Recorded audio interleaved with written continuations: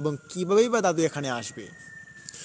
তখন মনকে কিছু বলতে পারলাম না এবং মনে মনে ভাবলাম হয়তো দাদু এখানে এসেছে, এবং এই যুগের মধ্যে এরকম একটি ঘটনা ঘটবে এটা আমি কোনোদিন আশা করিনি। তখন ওই দিঘির পাড় দিয়ে আবার আমি যাওয়া শুরু করি, এবং যতই ঢুকছি দিঘির ভিতরে যে জঙ্গলটার দিকে, ততই আমার দাদুর ডাকটা আমার কানে ভেসে আসছে স্পষ্টভাবে।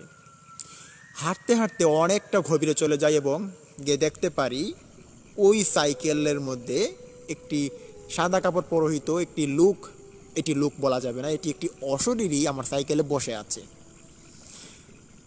ওখানে যে সাইকেলটা আমি দেখেছি সেই সাইকেলটা এখানে আবার কি করে আসলো, চিন্তায় ঘুরপাক খাচ্ছে আমার মাথা। তখনই দেখতে পারি আমার দাদুর চিৎকারের আওয়াজটা, দাদুর আর্তনাদের আওয়াজ আরও জোর ক্রমে আমার কানে ভেসে আসছে।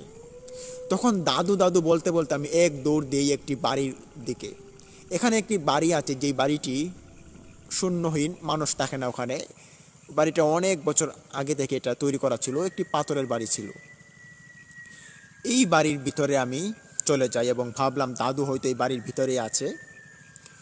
বাড়ির ভিতরে যখনই আমি প্রবেশ করি তখনই আমি দেখতে পারি বাড়ির বাহিরে যে একটা দরজা ছিল